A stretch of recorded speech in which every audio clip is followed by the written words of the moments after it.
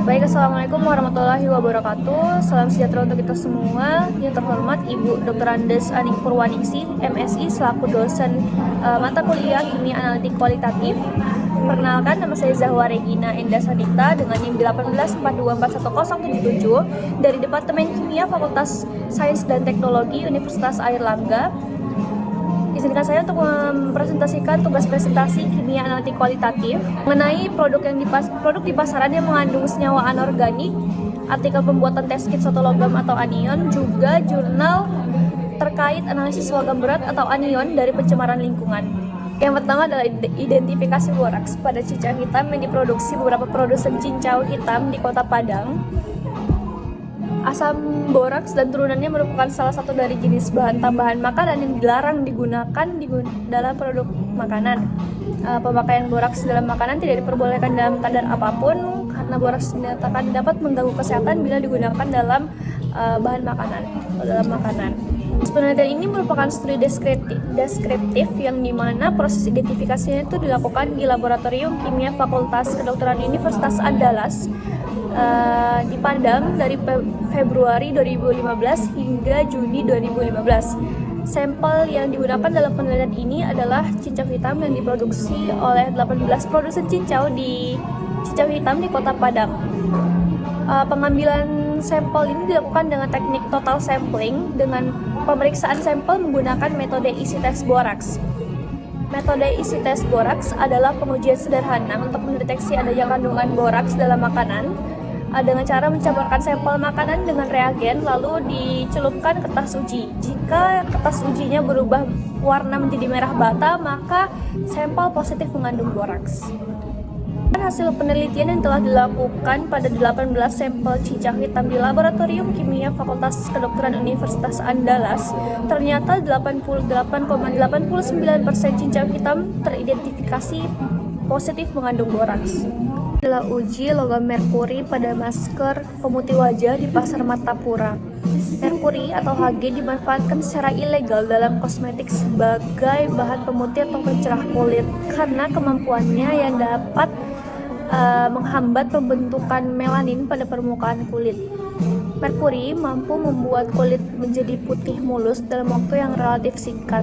Akan tetapi, merkuri dapat memberikan efek negatif bagi tubuh kita karena merkuri yang masuk ke dalam tubuh manusia tidak mudah diekskresi. Unsur ini dapat terakumulasi dalam tubuh manusia, terutama pada organ ginjal, hati, dan otak.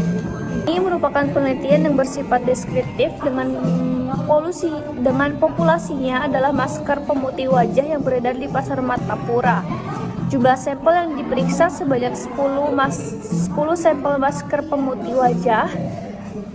Dengan penelitian ini dilakukan pada sampel menggunakan uji amalgam dan uji KI 0,5 normalitas pada bulan Maret 2017 di Laboratorium Kimia Dasar Jurusan Analisis Kesehatan Politeknik Kesehatan Banjarmasin. Uji amalgam adalah metode kualitatif untuk mengidentifikasi keberadaan merkuri pada suatu sampel seperti kosmetik dengan cara mencelupkan batang tembaga yang sudah diamplas ke dalam larutan sampel yang sudah dipanaskan. Jika sampel positif mengandung merkuri, maka akan terbentuk lapisan abu-abu mengkilap pada permukaan batang tembaga karena merkuri akan bereaksi dengan tembaga membentuk amalgam. Hasil uji amalgam sampel A, sampel C, dan sampel D positif merkuri karena pada uji amalgam pada batang tembaga menunjukkan bercak abu-abu mengkilap seperti pada batang tembaga pada kontrol positif. Sedangkan pada uji KI 0,5 normalitas dengan metode reaksi warna, sampel yang positif yaitu sampel A, sampel C, dan juga sampel D yang mengandung logam merkuri akan membentuk endapan merah jingga seperti pada kontrol positif. Sampel yang negatif, larutan sampel akan berwarna kuning dan tidak terjadi endapan. Hal ini sama seperti kontrol negatif. Kesimpulannya, hasil penelitian yang dilakukan secara kualitatif pada ke-10 sampel masker pemutih wajah yang beredar di Pasar Martapura dengan uji amalgam dan uji KI 0,5 normalitas menunjukkan bahwa hasil positif mengandung merkuri pada 3 sampel masker pemutih wajah yang diperiksa yaitu sampel A, sampel C, dan sampel D. Lalu terkait artikel terkait pembuatan test kit untuk suatu logam atau anion dengan judul artikel uji selektivitas dan validitas pada kinerja test kit merkuri. Penambang emas yang pada umumnya itu tercemar merkuri melalui kontak langsung dengan kulit, menghirup uap merkuri, dan memakan ikan yang sudah terkontaminasi oleh merkuri. Untuk mengetahui konsentrasi merkuri dari limbah penambangan emas ini diperlukan analisis yang cukup mahal dan rumit. Oleh karena itu, dibutuhkan alat analisis yang praktis, mudah, dan murah untuk memudahkan masyarakat mengetahui konsentrasi merkuri, yaitu dengan menggunakan test kit. Dan Witayakul melaporkan metode sederhana untuk penentuan ion merkuri dengan cara menyaring sampel merkuri dengan penyaring membran ester selulose yang dilapisi dengan ditizon dan warna yang terbentuk dideteksi dengan cara kolorimetri. Nah, metode ini bisa mendeteksi ion merkuri sampai 0,057 ppb. Dan sensitivitas metode ini digunakan sebagai dasar pembuatan test kit merkuri dalam penelitian ini. Penelitian ini, test kit merkuri didasarkan pada pembentukan kompleks Hg ditizonat karena ditizon mudah bereaksi dengan merkuri, membentuk senyawa kompleks oranye yang stabil dan dalam kondisi asam. Terakhir adalah jurnal terkait analisis logam berat atau anion dari pencemaran lingkungan. Judul jurnal yang saya tampilkan adalah identifikasi logam berat pada lahan pertanian di sekitar industri kertas dan pulp Kabupaten Malang. Nah, penelitian ini dilaksanakan pada bulan Mei sampai Juni tahun 2023. Penelitian ini dilaksanakan di lahan pertanian yang berada di sekitar industri kertas dan pulp yang berlokasi di Kepanjen, Kabupaten Malang. Penelitian ini dilaksanakan secara kualitatif atau analisis deskriptif.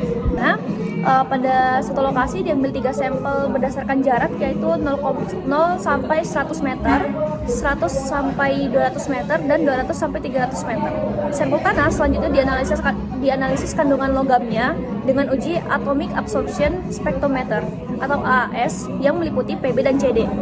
Limbah industri kertas dan pulp juga diambil sampelnya sebagai pembanding sampel tanah. Selain itu, dilakukan analisis baku tanah yang meliputi pH dan C organik. Hasil analisanya selanjutnya dikelompokkan dalam kategori rendah, sedang, dan juga tinggi. Hasil analisa logam berat pada sampel tanah pada 0 sampai 100 cm yang sudah dikompositkan pada tabel 1. Pada sampel tanah tersebut ditemukan 2 jenis logam, yaitu timbal atau PB dan kadmium atau Ca.